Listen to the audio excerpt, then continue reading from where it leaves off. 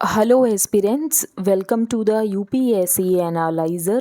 Today we will discuss newspaper analysis dated 7th of October 2022, and if you are finding this analysis helpful then please like, share and subscribe. I have also started my UPSC mentorship program in which I am covering current affairs from several newspapers and magazines and also discussing static part related to every current affair in detail. और mentorship programme में जो current affairs provide किए जाएंगे वो आपको segregated वे में provide किए जाएंगे into GS1, GS2, GS3, GS4 and prelims. तो बेसिकली करंट अफेयर्स के लिए आपको कोई भी एक्स्ट्रा एफर्ट करने की ज़रूरत नहीं पड़ेगी। If you are interested and want to join this programme, उसके लिए आपको टेलीग्राम ग्रुप ज्वाइन करना पड़ेगा and the link of the Telegram group is in the description box. Second, I have decided to start a new initiative जिसमें Indian Express की आपको highlighted portion provide किया जाएगा plus static part related to that topic. उसका example मैं आपको कल के एनालिसिस में भी दिखा चुकी हूँ, आज डे बिफोर येस्टरडे भी आपको मैं दिखा चुकी हूँ कि कैसा एग्जाम्पल रहेगा।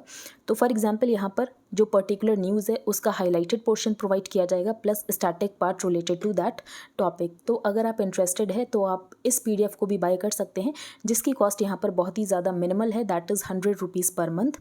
तो अगर आप इंटरेस्टेड हैं PDF ज्वाइन करने के लिए तो उसके लिए आपको UPSC एनालाइज़र का मेन टेलीग्राम ग्रुप ज्वाइन करना है। उसका भी लिंक आपको डिस्क्रिप्शन बॉक्स में मिल जाएगा।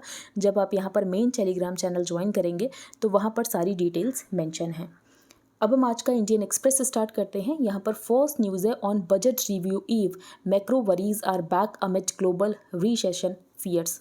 अब यहाँ पर क्या वरीज हैं, तो ट्विन डेफिसिट की प्रॉब्लम है। ट्विन डेफिसिट रेफर किया जाता है fiscal deficit and current account deficit को। प्राइवेट इन्वेस्टमेंट नहीं हो रहा है, जॉब क्रिएशन नहीं हो रही है और MSME में डिस्ट्रेस अभी भी है। All this together with hike in policy rates by the RBI।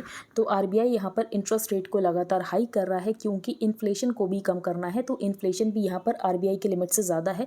RBI को 2 to 6% में इन्फ्लेशन को रखना होता है, लेकिन जो इन्फ्लेशन है वो 6% से ज़्यादा चल रहा है, जिसकी वजह से यहाँ पर RBI इंटरेस्ट रेट को भी हाइक कर रहा है, लगातार रेपो रेट को इंक्रीज़ किया जा रहा है। गवर्नमेंट के पास रिसीट जो हैं वो कम आने वाले हैं, तो ऐसे में या तो गवर्नमेंट अपना एक्सपेंडिचर बढ़ाए या तो गवर्नमेंट यहाँ पर एडिशनल बोरोइंग्स करे। अगर गवर्नमेंट यहाँ पर एडिशनल बोरोइंग्स करेगी तो यहाँ पर फिस्कल डेफिसिट की प्रॉब्लम है। तो if they do not we will need to cut expenditure. The other option ये है कि गवर्नमेंट यहाँ पर ज़्यादा बोरो कर सकती है, लेकिन बजट ने यहाँ पर पैक किया है कि fiscal deficit at 6.4% of the GDP for 2022-23। तो यहाँ पर ये एक्सपेक्ट किया जा रहा है कि जिन स्कीम्स का ज़्यादा ऑफटेक नहीं है उन स्कीम्स को यहाँ पर डिसकंटिन्यू कर दिया जाएगा। तो it is expected that schemes which have not seen substantial offtake could get discontinued. दूसरी यहाँ पर जो वरी है वो ये है, जो फेडरल रिजर्व है, US की जो फेडरल रिजर्व है लगातार रेट हाइक कर रही है क्योंकि US में भी इन्फ्लेशन बहुत ज़्यादा है और उनका टारगेट ये है कि हमें इन्फ्लेशन को 2% पर लेकर आना है। तो ऐसे में वो आगे भी रेट हाइक करने वाले हैं और इसका हमें डायरेक्ट इम्प्लीकेशन इंडिया की इकॉनमी पर देखने को मिलता है। India's current account funding needs continue to be large with the deficit for the current financial year expected to widen to levels last seen in 2013। हमारे इंपोर्ट्स लगातार एक्सपेंसिव हो रहे हैं क्योंकि रुपी डिप्रिशिएट हो रहा है and flagging exports due to a global slowdown has resulted in higher trade deficit. Growth front पे प्राइवेट इन्वेस्टमेंट नहीं हो रहा है, तो यहाँ पर यूनियन फाइनेंस मिनिस्टर ने कहा भी था कि प्राइवेट इंडस्ट्रीज़ को कि इन्वेस्ट करने के लिए, लेकिन उसके बाद भी अभी तक तो इन्वेस्टमेंट नहीं देखने को मिला है। The governments bet on crowding in private investment, तो उसमें भी हमें ज़्यादा सक्सेस नहीं मिली है।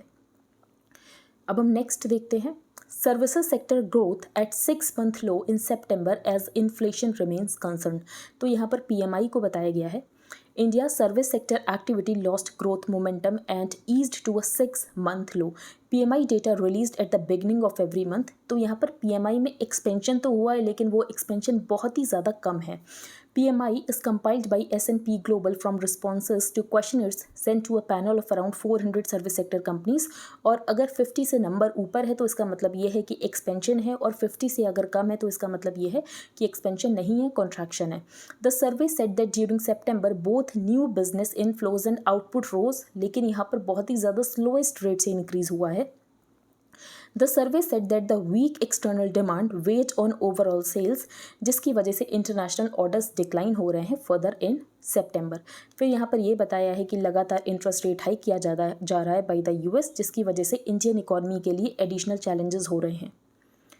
नेक्स्ट हम डिस्कस करते हैं India abstains at UN on vote for debate on human rights in China's Xinjiang region. अब चाइना जो है वो जिनजियांग रीजन में उइघुर्स लोगों का कल्चरल एक तरीके से उनको डिटेंशन सेंटर में रखा हुआ है, लेकिन चाइना का ये कहना है कि ये डिटेंशन सेंटर्स नहीं है, ये यहाँ पर एजुकेशनल कैंप्स हैं और हम इनकी री एजुकेशन कर रहे हैं।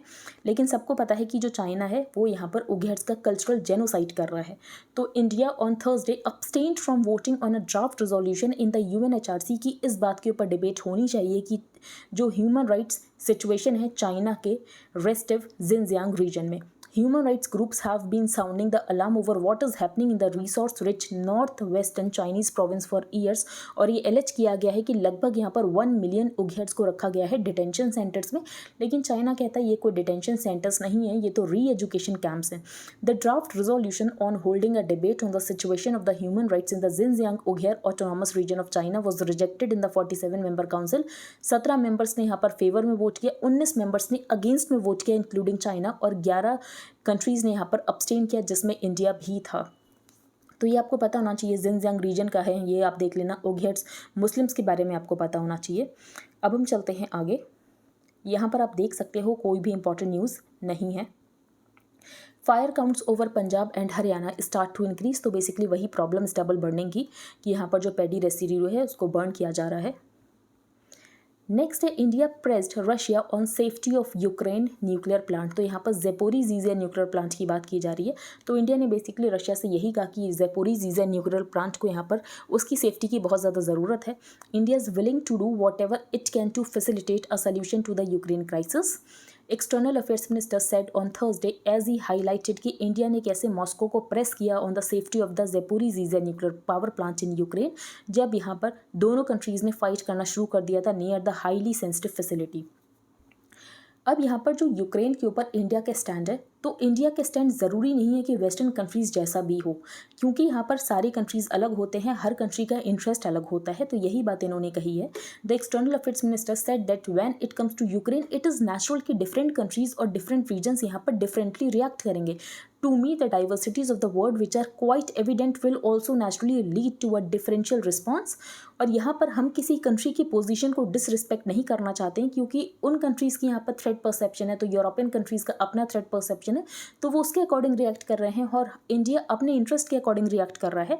तो in this situation Jaishankar said he would see what India can do which obviously would be in the Indian interest, लेकिन ये दुनिया के इंटरेस्ट में भी होगा। Jaishankar said strong business ties do not require to have an FTA। For example यहाँ पर European Union के साथ हमारे अच्छे बिजनेस टाइज हैं, the US and the China, जिनके साथ इंडिया का FTA नहीं है।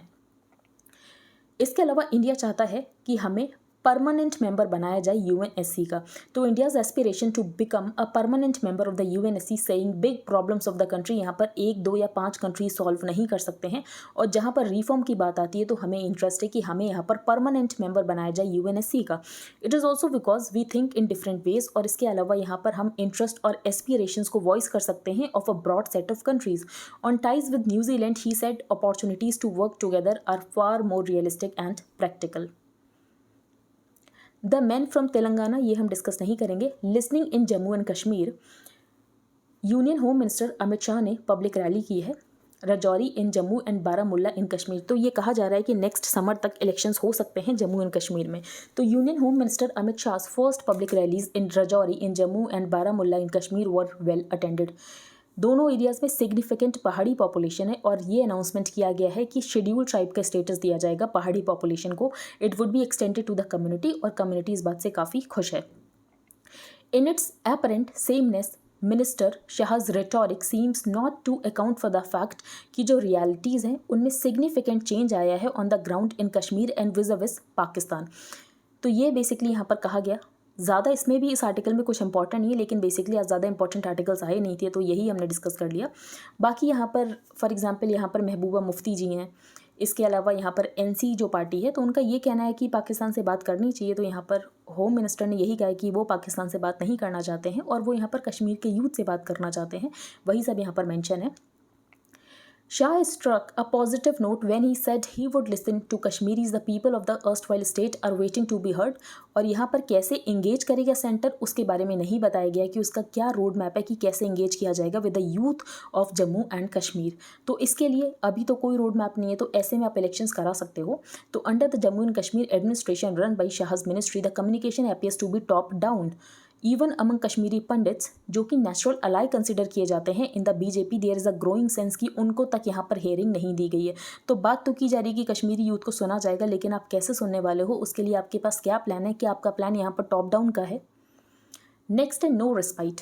On Wednesday organisation of petroleum exporting countries और एलाइज ने अनाउंस किया है कि वो यहाँ पर क्रूड ऑयल के आउटपुट को स्लैश करेंगे by 2 million barrels per day, जिसकी वजह से सप्लाई कम हो जाएगी और यहाँ पर जो क्रूड ऑयल का प्राइस है वो इंक्रीज़ हो जाएगा। Such sharp supply cuts driven by the desire to maintain prices, जिसकी वजह से यहाँ पर यूएस ने ये कहा है कि यूएस अपने यहाँ पर स्ट्रैटेजिक रिजर्व से ऑयल को रिलीज़ करेगा, जिसकी वजह से मार्केट में यहाँ पर सप्लाई इंक्रीज़ हो सके। दूसरी बात, यहाँ पर यूएस वेनेजुएला से बात कर सकता है और वेनेजुएला के ऊपर जो सैंक्शंस है वो यूएस हटा देगा, जिसकी वजह से मार्केट में ऑयल की सप्लाई बढ़ सके। Following the announcement by the OPEC plus countries, there are reports कि यूएस गवर्नमेंट यहाँ पर सैंक्शंस को ईज कर सकती है ऑन वेनेजुएला और वेनेजुएला यहाँ पर एक्सपोर्ट कर सकता है ऑयल को, जिसकी वजह से मार्केट में सप्लाई इंक्रीज़ हो सके। नेक्स्ट है up ahead rice insecurity. Fears concerning a potential ban on rice exports in India following a ban on wheat exports on May 14 have come true. अगस्त 8 को इंडिया ने बैन कर दिया था exports of broken rice और 20% duty impose कर दी थी on the exports of various grades of rice amid high cereal inflation and uncertainties की डोमेस्टिक सप्लाई में कमी आ सकती है। तो ऐसे में हमने यहाँ पर एक्सपोर्ट्स ऑफ ब्रोकन राइस के ऊपर बैन कर दिया और 20% ड्यूटी लगा दी on the exports of various grades of rice. The rice export restrictions have heightened food security anxieties. तो जो भी डेवलपिंग कंट्रीज इंडियन राइस के ऊपर डिपेंडेंट हैं, तो ऑफकोर्स वहाँ पर एंजाइटी पैनिक वाली सिचुएशन हो गई। The world rice market is thin given that कि जो 90% प्रोडक्शन होता है वो यहाँ पर डोमेस्टिकली ही कंज्यूम हो जाता है। एज अ रिजल्ट अगर स्मॉल चेंज भी होता है एक्सपोर्ट और इम्पोर्ट में, तो इसका बहुत ज़्यादा इंपैक्ट होता है on the prices. Especially for example यहाँ पर इंडिया ने एक्सपोर्ट के ऊपर बैन लगाया, तो ऐसे में रिच कंट्रीज़ क्या करेंगे, रिच कंट्रीज़ यहाँ पर पैनिक बाइंग करेंगे। India exports rice to more than 130 countries constituting around 40% of the global rice trade. तो यहाँ पर जो डिसीजन लिया गया एक्सपोर्ट को बैन करने का being taken when global food prices are already rising, इसकी वजह से इंडिया की जो क्रेडिबिलिटी है वो हर्ट होती है। The export uncertainties will affect the credibility of Indian exporters, और इसका मतलब ये है कि जो कंट्रीज़ इंडिया से एक्सपोर्ट कर रहे होंगे वो यहाँ पर दूसरे कंट्रीज से एक्सपोर्ट करने की सोचेंगे, क्योंकि इंडिया की क्रेडिबिलिटी यहाँ पर ख़त्म हो रही है कि इंडिया कल को यहाँ पर एक्सपोर्ट्स बंद कर देगा। The export uncertainties will affect the credibility of Indian exporters, create a disincentive for future exports and will enable buyers कि वो यहाँ पर shift हो जाएं towards other major rice exporting countries. Though Indian farmers in general lack market access, इसीलिए उनको यहाँ पर हाई मार्केट प्राइस का भी एडवांटेज नहीं मिल पाएगा और बाकी यहाँ पर एक्सपोर्ट्स को बैन कर दिया गया। In India around 49% of rice cultivation depend करता है ग्राउंड वाटर, जो कि लगातार डिप्लीट हो रहा है। As per the latest data available from the Food and Agriculture Organization, agricultural water withdrawal as a percentage of total available renewable water resources has increased from 26.7% to 36%। जो total पर capture renewable water resources है वो भी decline हुआ है। The water intensive nature of rice cultivation, इसके बाद यहाँ पर रिस्ट्रिक्शंस लगा दिए जाते हैं, तो ये सस्टेनेबिलिटी के ऊपर क्वेश्चन उठाता है। Further India's export restrictions will adversely affect several low income और लो मिडिल इनकम कंट्रीज जो कि इंडिया से राइस को इंपोर्ट करते हैं, for example like Bangladesh, Senegal, Nepal and Benin, which are among the largest importers of Indian rice. Rice exports are leading to an indirect export of water to other countries. तो basically rice water guzzling crop है, तो rice को cultivate करने के लिए बहुत ज़्यादा water को यूज़ किया जाता है। तो अगर हम राइस एक्सपोर्ट कर रहे हैं तो इसका मतलब हम वाटर भी एक्सपोर्ट कर रहे हैं to other countries. The relative per capita water availability in India is lower than a majority of its major importing countries. तो यहाँ पर मेजर एक्सपोर्टर्स ऑफ राइस के बारे में बताया गया है। दो minimum support price are announced for a large number of crops, लेकिन अगर आप देखो तो यहाँ पर जो मिनिमम सपोर्ट प्राइस है वो फेवर करता है राइस और व्हीट को। इसके अलावा जो प्रोक्योरमेंट है वो भी यहाँ पर सेलेक्टेड नदर्न स्टेट्स में होता है, such as Punjab and Haryana. India's rice yield is also lower than the world average. तो इंडिया की ईल्ड बेटर है than the Thailand and Pakistan, लेकिन वियतनाम, चाइना और यूएस से हमारी ईल्ड ख़राब है। The cost of cultivation in India is also increasing. तो ज़रूरत है कि एमएसपी को या तो ज़्यादा बढ़ाया जाए, तभी यहाँ पर प्रोडक्शन रेम्यूनरेटिव हो सकती है। The depletion of ground water resources and the increasing cost of cultivation may put rice production in jeopardy in the future. तो यहाँ पर अप्रोप्रिएट मेजर्स को लेने की ज़रूरत है। फॉर एग्जाम्पल हम यहाँ पर वाटर सेविंग प्रैक्टिसेस को यूज़ कर सकते हैं, such as the system of rice intensification. Next है election commissions of India's overreach. तो ये हम डिस्कस करेंगे। These are bizarre times when institutions have developed a propensity to encroach on domains where their intervention is not required। तो हमने discuss किया था कि इलेक्शन कमीशन ऑफ इंडिया ने ये प्रपोजल रखा है कि जो पॉलिटिकल पार्टीज़ अपने मैनिफेस्टोज में यहाँ पर प्रोमिस करते हैं तो उनको एक्सप्लेन करना पड़ेगा कि वो इन पोल प्रोमिस को कैसे फंड करने वाले हैं। फॉर एग्जाम्पल वो यहाँ पर एडिशनल अगर बोरोइंग करने वाले हैं तो उसका क्या इम्पैक्ट होगा on the physical sustainability of the state, तो ये सब उनको एक्सप्लेन करना पड़ेगा। तो बेसिकली कल हमने ये डिस्कस किया था कि ये जो है ये पॉलिटिकल डोमेन का काम है। तो अगर इलेक्शन कमीशन ऑफ इंडिया ये कर रहा है तो ये इलेक्शन कमीशन ऑफ इंडिया की ओवर रीच है। On October 4th the election commission of India issued a letter proposing mandatory disclosure of the financial implications of the promises जो कि मैनिफेस्टो में किए जाते हैं by the political parties. Rationale क्या है इस मूव के behind is to enable healthy debate on the financial implications and physical sustainability of promises जो कि यहाँ पर पॉलिटिकल पार्टीज करते हैं। This according to the ECI ज़रूरी है for facilitating the conduct of free and fair elections. In April election commission of India ने supreme court को ये कहा था कि यहाँ पर election commission of India political parties को डी रजिस्टर नहीं कर सकता है अगर यहाँ पर पॉलिटिकल पार्टीज़ वोटर्स को फ्रीबीज प्रोवाइड करती हैं, फ्रीबीज ऑफर करती हैं, और ये वोटर्स के ऊपर छोड़ देना चाहिए कि वोटर्स यहाँ पर डिसाइड करें whether the distribution of freebies is financially viable और if such policies have an adverse effect on the economic health of the state. However अब एजेंसी यहाँ पर ये चाहती है कि पॉलिटिकल पार्टीज़ यहाँ पर एक्सप्लेन करें कि अगर कोई पोल प्रोमिसेस है तो उसकी यहाँ पर क्या फाइनेंशियल वायबिलिटी है। Two contrasting statements by the ECI in 5 months raise question कि यहाँ पर इलेक्शन कमीशन ऑफ इंडिया कितना इंडिपेंडेंट है। फॉर एग्जाम्पल प्राइम मिनिस्टर ने यहाँ पर एक स्पीच दी थी रिगार्डिंग फ्रीबीज की फ्रीबीज बहुत ज़्यादा हार्मफुल है फॉर द कंट्री, और यहाँ पर फ्रीबीज की अगेंस्ट लोगों को वार्न किया था। The vocab used by the government in this context, for example रेवड़ी, सौगात, फ्रीबीज, मुफ्त, तो यहाँ पर एक एरोगेंस दिखता है। ये लोगों का राइट है। अगर आप राइट नहीं भी समझो तो आपको इंडिया की सोशियो इकोनॉमिक रियलिटीज़ को समझने की ज़रूरत है। इंडिया की पर कैपिटा इनकम अभी भी बहुत ज़्यादा कम है। अभी हम पर कैपिटा इनकम में बांग्लादेश के बराबर है, तो आपको सोशियो इकोनॉमिक रियलिटीज़ को समझने की ज़रूरत है। तो ऐसे में अगर ये सब प्रोवाइड किया जा रहा है तो आपको ये भी तो देखना है कि इंडिया एक वेलफेयर स्टेट है। तो would the ECI take issues with the constitution and the DPSP therein that provide a definite scaffolding for the idea of a welfare state in the past as well as in recent times. जो right wing और conservative governments in several countries they have put the health and wellbeing of their citizens, और यहाँ पर वो physical prudence की बात करते हैं जिसके चलते वो यहाँ पर एक्सपेंडिचर को कट करते हैं हेल्थ सेक्टर पे and well-being of their citizens. Under Article 324 of the Constitution, the Commission's role and responsibilities को well define किया गया है, और यहाँ पर कमीशन का रोल है फ्री और फेयर इलेक्शंस को कंडक्ट कराना। It is also pertinent to note that in S. Subramaniam Balaji versus State of Tamil Nadu, also cited by the Election Commission of India and the Supreme Court, तो apex court ने ये observe किया था कि जो provisions है representation of the people act, तो ये कोई रिस्ट्रेंट नहीं लगाते हैं on the power of the political parties जब वो यहाँ पर प्रोमिस करते हैं इन देयर इलेक्शन मैनिफेस्टो। तो कोई भी रिस्ट्रेंट नहीं लगाते हैं जो भी यहाँ पर पॉलिटिकल पार्टीज की पावर है कि वो यहाँ पर पोल प्रोमिस कर सकते हैं। द कोर्ट एडेड कि मैनिफेस्टो यहाँ पर सिर्फ एक स्टेटमेंट है। अगर यहाँ पर सरकार बनती है उसके बाद मैनिफेस्टो का इम्प्लीमेंटेशन होता है। The court added that the manifesto of a political party is a statement of its policy, और क्वेश्चन तब अराइज होता है उसके इम्प्लीमेंटेशन का जब उस पॉलिटिकल पार्टी सरकार बनाती है। The mandatory disclosure of financial ramification of promises therefore creates confusion कि यहाँ पर क्या ECI के पास पावर है। The executive controls the ECI's finances and personal appointments, और यहाँ पर बेसिकली ऑथर का ये कहना है कि जो इलेक्शन कमीशन ऑफ इंडिया है वो शायद इतना इंडिपेंडेंट नहीं है। फॉर एग्जाम्पल कई बार ऐसा देखा गया है कि रूलिंग पार्टीज़ यहाँ पर इलेक्शन की डेट्स बताती हैं तो वो यहाँ पर गेस करके डेट्स बताती हैं, लेकिन बाद में इलेक्शन कमीशन ऑफ इंडिया जब डेट्स अनाउंस करता है तो सेम डेट्स होती हैं। तो ऐसा कोइंसिडेंस कैसे हो सकता है। फिर यहाँ पर 2017 का एग्जाम्पल दिया गया है। इन 2017 the declaration of the schedule of the Gujarat elections was delayed. Opposition parties ने एलिज किया था कि इलेक्शन कमीशन ऑफ इंडिया ने ये जानकर किया है जिसकी वजह से मॉडल कोड ऑफ कंडक्ट को डिले किया जा सके और स्टेट की BJP गवर्नमेंट को यहाँ पर टाइम मिल सके कि फ्रेश इनिशिएटिव्स यहाँ पर अनाउंस किए जा सके वोटर्स को परसुएट करने के लिए। There have been instances when much before the announcement of election dates ruling party members यहाँ पर पब्लिकली डेट्स को शेयर करते हैं, और जब election commission of India letter announce करता है तो सेम डेट्स होती हैं। तो ये कोइंसिडेंस हो भी सकता है और नहीं भी हो सकता है। Even if this is a coincidence, तो ये यहाँ पर क्रेडिबिलिटी के ऊपर क्वेश्चन उठाता है इलेक्शन कमीशन ऑफ इंडिया के। The election commission of India has increased its activity in the run up to elections. This includes dithering around implementing the model code. इसके अलावा शॉर्टर इलेक्शन कैंपेन्स, इलेक्शंस को बहुत लंबे time तक कराना, election को बहुत ज़्यादा फेजेस में डिवाइड करना। तो बेसिकली यहाँ पर जो क्रेडिबिलिटी है इलेक्शन कमीशन ऑफ इंडिया की, वो यहाँ पर कम हो रही है।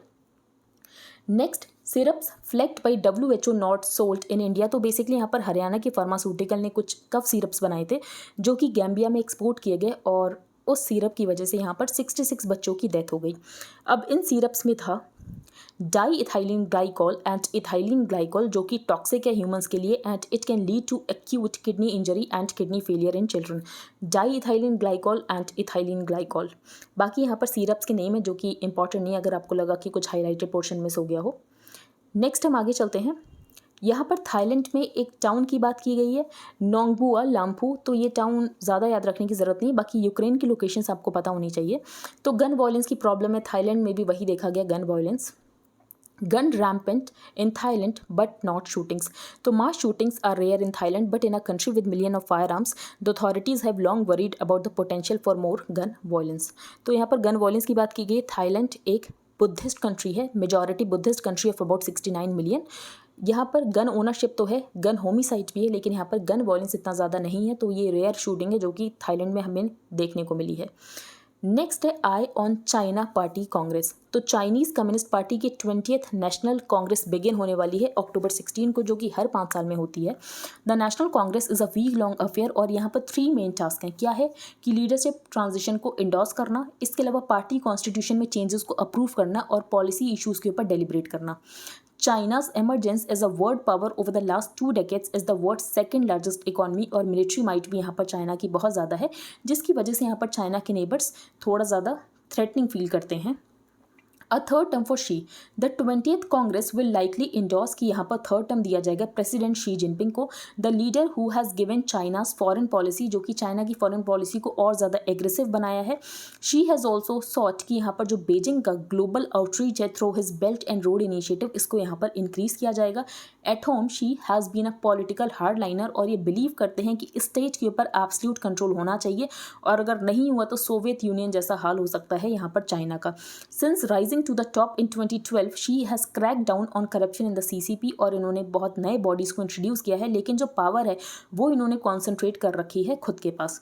As chair of China's Central Military Commission, she controls the People's Liberation Army. In 2016, इन्होंने खुद को एडिशनल टाइटल दिया था कमांडर इन चीफ का। The foundations for she's widely anticipated third term 2018 में ले डाउन कर दिया गया था। उससे पहले यहाँ पर जो एक पर्सन है वो 2 टर्म के लिए ही प्रेसिडेंट बन सकता था, लेकिन ये जो टर्म की लिमिट है वो हटा दी गई थी। Known as the national people's congress voted to remove the 2 term bar for presidents. तो यहाँ पर ये जो है इनको थर्ड टर्म मिलेगा शी जिनपिंग को। If his leadership is approved for another 5 years, she would upon completion for this extended tenure have ruled over China for longer than any leader। अगर हम यहाँ पर माओ को बार कर दें, क्योंकि उन्होंने यहाँ पर रूल किया था for 33 years। नेक्स्ट है यहाँ पर सुपर ऐप। तो यहाँ पर इलॉन मस्क ने ये कहा है कि वो ट्विटर को बाय करेंगे और ट्विटर को बनाएंगे super app. Elon Musk the billionaire chief executive of Tesla is now willing to proceed with his original plan to buy Twitter, और इनका ये कहना है कि ये बनाएंगे सुपर ऐप। सुपर ऐप क्या होता है? A super app is a platform developed by a company offering various services under one umbrella. For example, WeChat। तो WeChat एक मैसेजिंग ऐप की तरह शुरू हुआ था, बाद में पेमेंट सर्विसेज भी प्रोवाइड करने लग गया, shopping, food ordering, cab services etcetera. तो आप कह सकते हो कि WeChat यहाँ पर एक सुपर ऐप है। तो फिजिकल वर्ड कंपैरिजन यहाँ पर मॉल से कर सकते हो। फॉर एग्जाम्पल, यहाँ पर मॉल में आपको सारे ब्रांड्स की शॉप मिल जाएंगी, सिमिलर यहाँ पर सुपर ऐप होता है। Who makes them? Typically companies जो कि यहाँ पर बहुत ज़्यादा सर्विसेज और प्रोडक्ट्स को ऑफर करती हैं, तो ये इसको कंसोलिडेट कर देती हैं into a super app. The concept first emerged in China and south east Asian countries like Thailand and Indonesia. They then offer these customers additional services, और इसके अलावा रेवेन्यू रियलाइजेशन तो इंक्रीज होता ही होता है, लेकिन यहाँ पर बहुत सारा डेटा भी मिल जाता है इन कंपनीज को, जो कि ये लोग हार्नेस करते हैं कंज्यूमर के बिहेवियर को जानने के लिए। इंडिया में सुपर ऐप को लॉन्च किया गया था Tata Neu. The super app launched in India this year aligns more with this approach. What about Indian companies, a country become super app ready जब यहाँ पर जो लार्ज पॉपुलेशन है is smartphone first instead of desktop. India is a market where most people are experiencing the internet for the first time. This is one of the main reasons कि Indian companies यहाँ पर सोच रही है कि super apps को build किया जाए. Apart from Tata new, Reliance industries under its Jio umbrella has consolidated offerings such as shopping, content streaming and groceries. What are the concern? तो यहाँ पर कस्टमर का बहुत ज़्यादा डेटा इनके पास होगा, तो यहाँ पर पॉसिबिलिटी की मोनोपोली इस्टेब्लिश की जा सकती है. इतना सारा डेटा ये हार्नेस कर सकते हैं. व्हाट आर द कंसर्न्स, तो यही यहाँ पर एक कंसर्न है. नेक्स्ट हमने डिस्कस कर लिया एनी एर्नॉक्स. तो बेसिकली इनको मिला है नोबेल प्राइज़ लिटरेचर में. हैपनिंग ट्रांसलेटेड इनटू इंग्लिश, तो किन्होंने ट्रांसलेट किया इंपॉर्टेंट नहीं है. अब इन्होंने अपनी बुक में क्या बताया था, she recalls the trauma of undergoing an abortion in France in 1963, जब तक यहाँ पर एबॉर्शन लीगलाइज नहीं था फ्रांस में. नोबेल प्राइज़ इनको लिटरेचर के लिए मिला है इस ईयर का. नेक्स्ट हम चलते हैं आगे. World bank cuts financial year 23 growth forecast by 100 BPS to 6.5%. तो पहले वर्ल्ड बैंक का था कि इंडिया ग्रो करेगा 7.5% से, अब इनका कहना है इंडिया ग्रो करेगा 6.5% से. तो world bank on Thursday trimmed India's growth forecast for 2022-23 by 100 basis point, projecting that कि इंडियन इकॉनमी यहाँ पर ग्रो करेगी 6.5% से compare to its earlier estimate of 7.5%. अब ऐसा क्यों है? स्पिल ओवर इम्पैक्ट है रशिया यूक्रेन वॉर की वजह से. बाकी यहाँ पर जो फेडरल रिजर्व है वो लगातार टाइटन कर रहा है, जिसकी वजह से इंडिया में रुपी डेप्रिसिएशन हो रहा है. जो इंपोर्ट करने की हमारी कॉस्ट है वो लगातार इंक्रीज़ हो रही है. हम इतना ज़्यादा एक्सपोर्ट नहीं कर पा रहे हैं, तो ये कुछ कंसर्न है जिसकी वजह से हमारी जो ग्रोथ है वो इतनी ज़्यादा नहीं रहने वाली है. प्राइवेट इन्वेस्टमेंट आ नहीं रहा है. तो in its report the world bank also set India was recovering stronger than the rest of the world, लेकिन हमारी यहाँ पर ग्रोथ फोरकास्ट को 100 BPS से कम कर दिया गया है. SEBI orders Brickwork Ratings to shut shop in 6 months. तो अगर आपको याद हो तो इस बार प्रीलिम्स में क्वेश्चन आया था brickwork ratings, credit rating agency पर एक क्वेश्चन था. लेकिन अगर आपको ब्रिकवर्क रेटिंग्स के बारे में नहीं भी पता था तब भी आप उस क्वेश्चन को अटेम्प्ट कर सकते थे, क्योंकि उस क्वेश्चन का जो फर्स्ट ऑप्शन था वो ये था कि क्रेडिट रेटिंग एजेंसीज़ को क्या RBI रेगुलेट करता है, और फर्स्ट जो ऑप्शन था वो बेसिकली यहाँ पर 3 ऑप्शंस में था. तो अगर आप फर्स्ट से ही एलिमिनेट करते तो उस क्वेश्चन को आप ठीक कर सकते थे, क्योंकि इतनी छोटी छोटी इन्फॉर्मेशन को याद रखना पॉसिबल नहीं है. For example brickwork Ratings India की क्रेडिट रेटिंग एजेंसी है या नहीं है, तो हो सकता है ये आपको नहीं पता हो, क्योंकि ये बहुत ही ज़्यादा स्पेसिफिक इन्फॉर्मेशन है, लेकिन उसके बाद भी आप एलिमिनेट से क्वेश्चन कर सकते हो. तो एलिमिनेशन टेक्निक भी आपको आनी चाहिए. The securities and exchange board of India on Thursday cancel कर दिया license of Brickwork Ratings India and order की जो भी ऑपरेशन है उनको वाइंड कर लो विद इन 6 months, क्योंकि यहाँ पर ये लोग प्रॉपर स्किल को नहीं एक्सरसाइज कर रहे थे, केयर और डिलीजेंस नहीं कर रहे थे, इसीलिए इनका लाइसेंस कर दिया गया है कैंसिल. ये पहली बार है कि सेबी ने यहाँ पर लाइसेंस कैंसिल किया है क्रेडिट रेटिंग एजेंसी का. तो क्रेडिट रेटिंग एजेंसी को रेगुलेट करता है सेबी, RBI नहीं करता है. यही स्टेटमेंट था और ये क्वेश्चन बहुत ईजी था. नेक्स्ट है, ये हमने डिस्कस कर लिया, European central bank policy makers recession becoming increasingly likely. तो आने वाले समय में रीसेशन आ सकता है. European central bank policy makers appeared increasingly worried at their September 7-8 meeting, और इन्होंने ये कहा है कि हाई इन्फ्लेशन यहाँ पर इंट्रेंच्ड हो सकता है, इसीलिए एग्रेसिव पॉलिसी टाइटनिंग करनी पड़ेगी. भले ही यहाँ पर ग्रोथ नहीं हो, लेकिन उसके बाद भी एग्रेसिव पॉलिसी टाइटनिंग करनी पड़ेगी, क्योंकि इन्फ्लेशन को कम करना यहाँ पर बहुत ज़्यादा ज़रूरी है. पोस्ट डिवॉल्यूशन रेवेन्यू डेफिसिट ग्रांट यहाँ पर रिलीज़ की गई है 14 स्टेट्स के लिए, जो कि फाइनेंस कमीशन ने यहाँ पर रिकमेंड किया था. तो आई होप आपको सब कुछ क्लियर हो गया हो. अगर आपका कोई भी डाउट हो तो आप टेलीग्राम ग्रुप पर पोस्ट कर सकते हो. Thank you and have a nice day. If you like the video then please like, share and subscribe.